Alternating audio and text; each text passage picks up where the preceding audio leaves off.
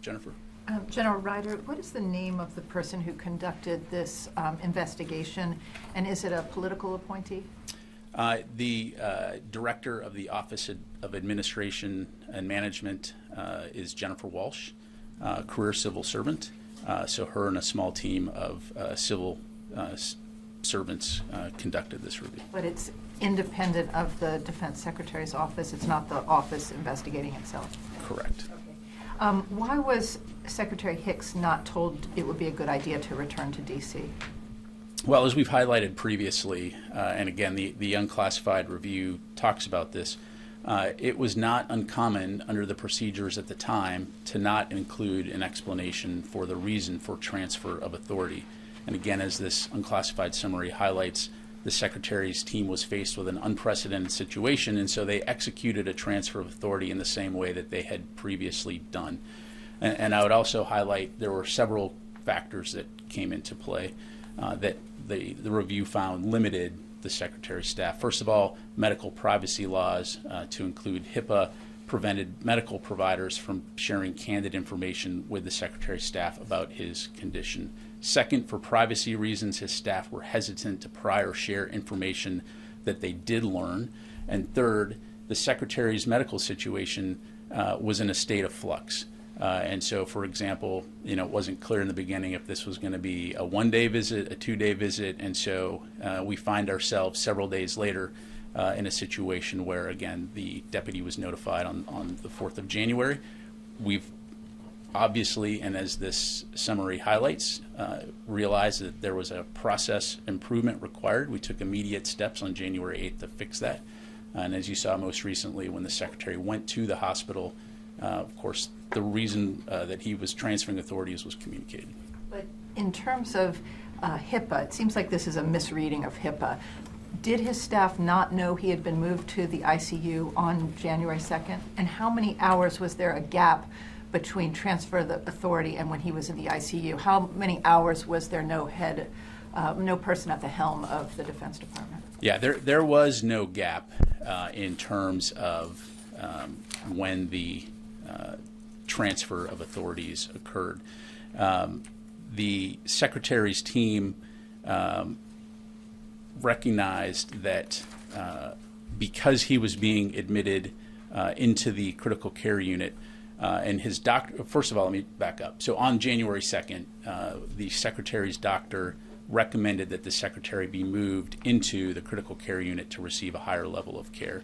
And so given the inability to provide the Secretary timely communications in that medical setting, the Secretary's aides agreed that a transfer of authorities to the Deputy Secretary was necessary. So there was never any gap in authorities or command and control. The transfer of authorities was initiated, the Deputy Secretary was notified of the transfer, and throughout the duration of the Secretary's care at Walter Reed, either the Secretary or the Deputy Secretary was at all times positioned to perform all the functions and duties of the Secretary of Defense. So again, just to underscore, the Secretary and the Deputy were fully prepared to support the President as Commander-in-Chief at all times. Thank you. David. So the way you describe that, it's the Secretary's aides making this decision to turn it over. Was the Secretary not in a condition where he could make the decision that, oh, I'm going into the critical care unit, I won't have communications, I better turn it over?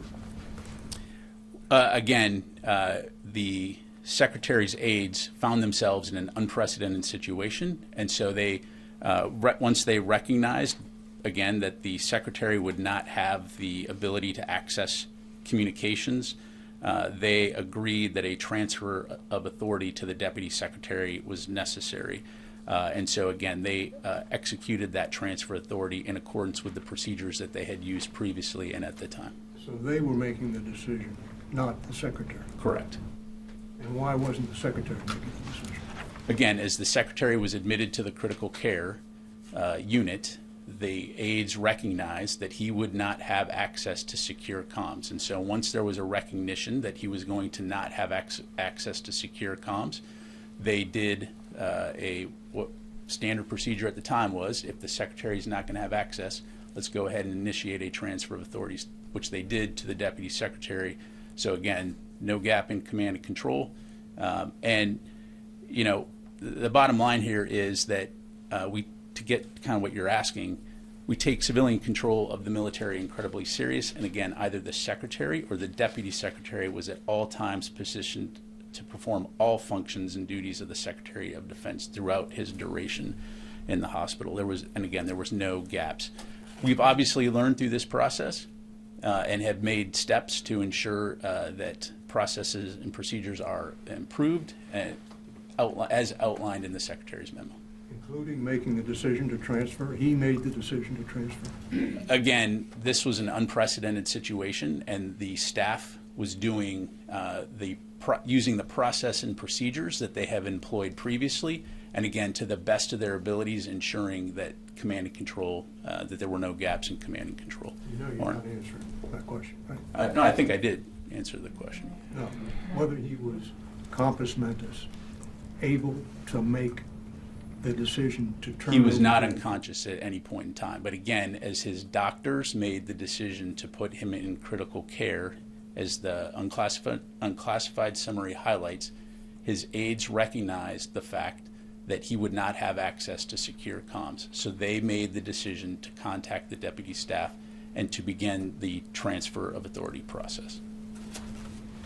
One follow-up on this, on the question of time here, and then another question. How long did this process of realization take? Because this points out that when he was in the critical care unit, quote, timely secured communications could not be assured. Was this instantaneous? Because if it wasn't, it seems there was at least a gap in complete command and control. As you said, there wasn't. Yeah, there was no gap. Again, the review is pretty clear in everything that they looked at, that at no time was there a gap in command and control. Either the Secretary had the authorities as Secretary of Defense, or the Deputy Secretary had the authorities. And again, the staff was executing this process in accordance with the transfer authorities procedures that they had used at the time. And so it is crystal clear in this report, in this review, that there was never any gap. Will you be able to tell us how long between him going to critical care and the transfer of authority?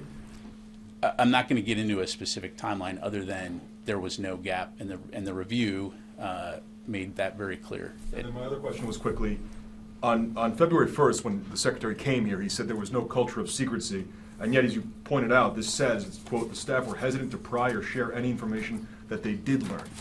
Isn't that a culture of secrecy? Yeah, look, I'm not going to speak for why any individuals did or did not, take certain and specific actions. I think we can all agree, it is not uncommon for a natural human response when it comes to things like medical care to default to a privacy setting.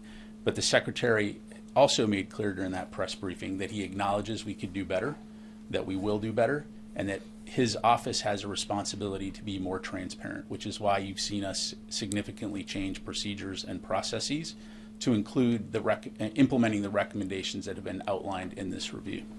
Phil.